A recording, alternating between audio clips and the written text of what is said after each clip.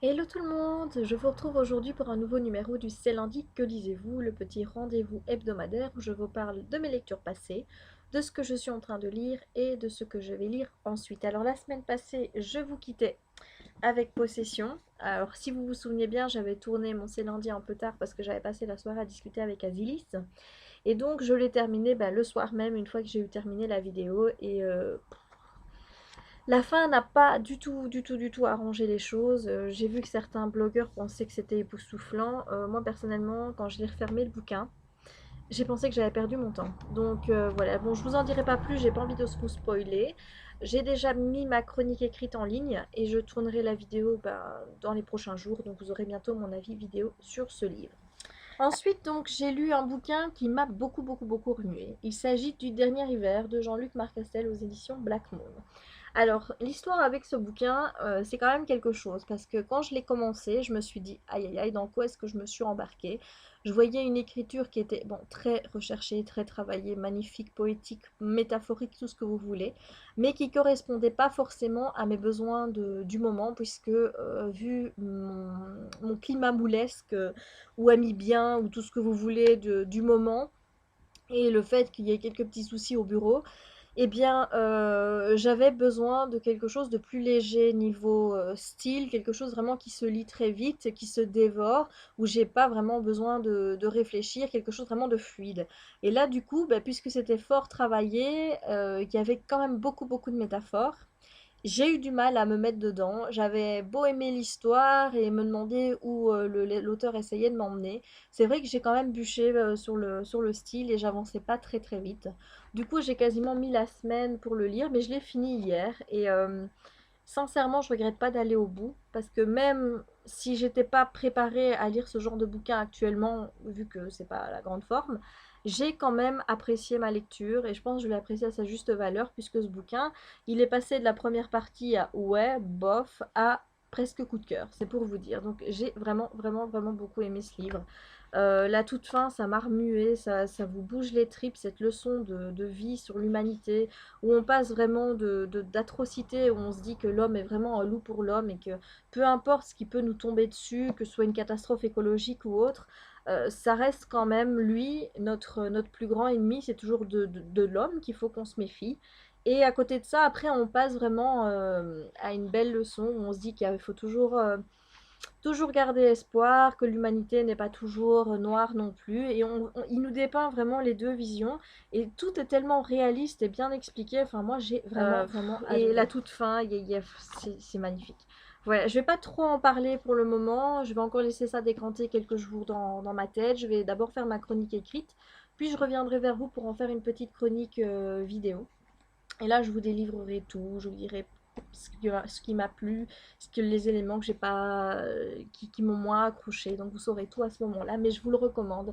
Si là vraiment il faut que vous lisiez un bouquin, là cet hiver, c'est celui-ci parce qu'il est vraiment top. Alors là, qu'est-ce que je suis en train de lire? Eh bien, je retrouve un amour passé avec mon petit livre. Puisque je lis Les Étoiles de Nosette, le tome 2, Rivalité de Sophie Jomain aux éditions Rebelles. Alors, voilà. Tout d'abord, voilà, un grand merci pour ma petite Sophie, pour cette petite dédicace. J'étais super contente quand j'ai ouvert le bouquin, que j'ai lu ces petits quelques mots, ça m'a fait vraiment plaisir. Et donc, c'est vrai, là, je retrouve vraiment avec plaisir Liv et Anna. Donc, Anna qui est rentrée à l'université de St. Andrews et qui est avec Liv, évidemment. Mais bon, je suis pas encore avancée, je suis peut-être à la page 100. Je l'ai commencé hier, tard le soir, et je suis déjà à la page 100, oui. Donc voilà, ça c'est total le genre de lecture qui me fait triper pour le moment. Alors c'est une écriture qui est vraiment belle, qui coule de source, qui est fluide. Et en plus c'est tellement Anna quand je le lis et je retrouve tellement ces deux personnages avec tellement de plaisir. Et là il y a mon petit cœur qui s'affole de nouveau pour Leaf. J'adore. Encore une saga que je vous recommande. Les Étoiles de Nocette de Sophie Jomain, c'est juste de la bombe. Il faut le lire. Voilà. Donc là voilà, je pense que je vais l'avoir fini très vite, si pas aujourd'hui, demain. Donc cette semaine, je pense que je vais pas trop mouler en fait. Voilà. Alors, ensuite, j'ai prévu de lire. Alors, évidemment, on ne se refait pas. Je me suis programmé le deuxième bouquin de Sophie Jomain. Les anges mordent aussi, alors je tenais quand même à vous préciser que ceci c'est une relecture pour moi. Alors c'est aujourd'hui que je vais vous faire la grande révélation du livre mystère. Vous vous souvenez du gros tas de feuilles que je vous avais montré, que j'avais relié. Et je vous avais dit je peux pas en parler, c'est une surprise. Et bien la surprise c'est ceci, en fait c'est Sophie Jomain qui m'avait envoyé le PDF de son livre pour que je puisse le lire avant la sortie pour pouvoir mettre une petite dédicace ici. Alors voilà, vous pouvez lire. Elle s'est un peu trompée, elle n'a pas mis Jess livre addict, elle a juste mis livre addict, mais donc voilà, ça c'est un petit mot que j'ai mis pour elle. Donc un premier tome tout en humour et légèreté que l'on croque à plein dedans. Donc autant vous dire que ce bouquin, évidemment, rien qu'à lire mon petit commentaire, vous savez que je l'ai adoré. Mais forcément, j'avais pas voulu faire ma chronique à l'époque, et puis j'en ai eu d'autres à faire, et donc là, eh bien, pour vous délivrer mon avis le plus complet sur le livre et vraiment me remettre dedans, eh bien, j'ai prévu de le relire, comme ça, eh bien, vous aurez mon avis écrit et ma vidéo qui va suivre. Voilà, donc celui-là aussi, je vous le recommande parce que c'est Sophie, quoi. Voilà. Alors ensuite, je me suis prévu Apocalypsis de Élie Asserian, le tome 1, Cavalier Blanc Alice, aux éditions Nouvel Angle Matagot. Voilà, donc là aussi, un bouquin qui me tarde de découvrir, j'en entends du bien un petit peu partout sur la blogosphère. Donc c'est un petit bouquin, donc voilà, donc j'espère pouvoir le lire également cette semaine. Alors vous allez me dire, mais JS, d'habitude tu nous présentes 3-4 bouquins, on sait bien que tu les liras pas, mais pourquoi il n'y en a que 2?